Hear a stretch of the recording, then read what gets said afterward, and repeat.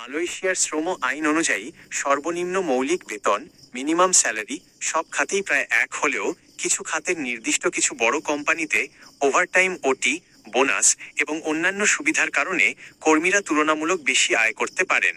সাধারণ প্রবাসীদের অভিজ্ঞতা ও তথ্যের ভিত্তিতে সেরা 5 খাতের বড় কোম্পানি: 1.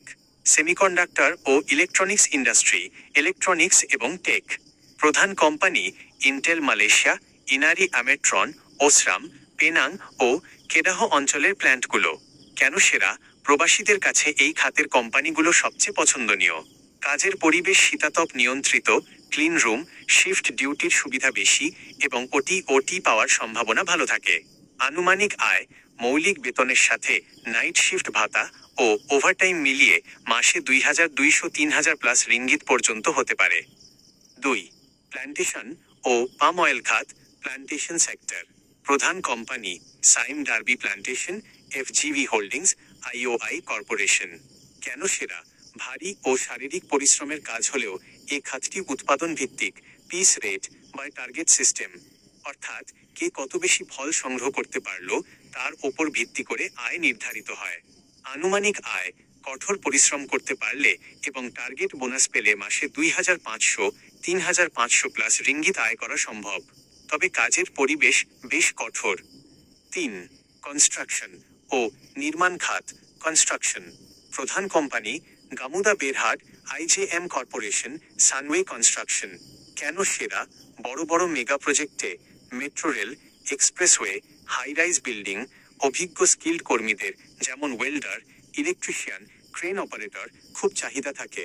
আনুমানিক আয়: সাধারণ লেবারের চেয়ে অভিজ্ঞ দক্ষ টেকনিশিয়ান ও ওয়েল্ডারদের আয় ভালো হয়, যা মাসে 2,800-4,000 প্লাস রিঙ্গিত পর্যন্ত হতে পারে। 4. লজিস্টিক্স ও গ্লাভস ম্যানুফ্যাকচারিং এবং লজিস্টিক্স। প্রধান company: Top Glove, Hartalega, DHL express Malaysia. কেন সেরা? বিশ্বখ্যাত গ্লাভস ও লজিস্টিক্স কোম্পানিগুলোতে নিয়মিত 12 ঘন্টার শিফট চলায় ওভারটাইম সুবিধা পাওয়া যায়। আনুমানিক আয়: মৌলিক বেতন প্লাস 4 ঘন্টা বাধ্যতামূলক ওটি মিলিয়ে মাসে 2,000-2,700 রিঙ্গিত পাওয়া যায়। 5. ফুড প্যাকেজিং ও প্রসেসিং ইন্ডাস্ট্রি, এফএমসিজি। প্রধান company: Nestle Malaysia, Dutch lady. কেন সেরা?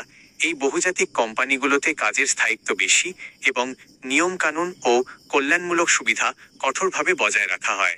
আনুমানিক আয়: মৌলিক বেতন ও অন্যান্য ভাতা মিলিয়ে 2,000-2,500 রিঙ্গিত। কোন কোম্পানিতে সবচেয়ে বেশি বেতন পাওয়া যায়? বাস্তবতা: মালয়েশিয়ায় অপ্রতুল বা অদক্ষ কর্মী, জেনারেল ফরেন ওয়ার্কার হিসেবে কোনো একটি নির্দিষ্ট কোম্পানি সরাসরি খুব বেশি বেসিক বেতন দেয় না, কারণ সরকার কর্তৃক নির্ধারিত সর্বনিম্ন স্কেলেই চুক্তি হয়। যেসব কারণে কোনো কোনো কোম্পানিতে প্রবাসীদের আয় বেশি হয়। ওভারটাইম, ওটি: যে কোম্পানিতে দৈনিক 3-4 ঘন্টা ওভারটাইম থাকে সেখানে আয় সবচেয়ে বেশি হয়।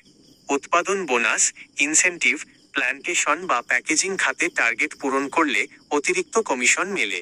কাজের ধরন: skill based, welding, machineries operating বা ভারী টেকনিক্যাল কাজে দক্ষতা থাকলে বেসিক বেতনের বাইরে বেশি অ্যালাউন্স পাওয়া যায়।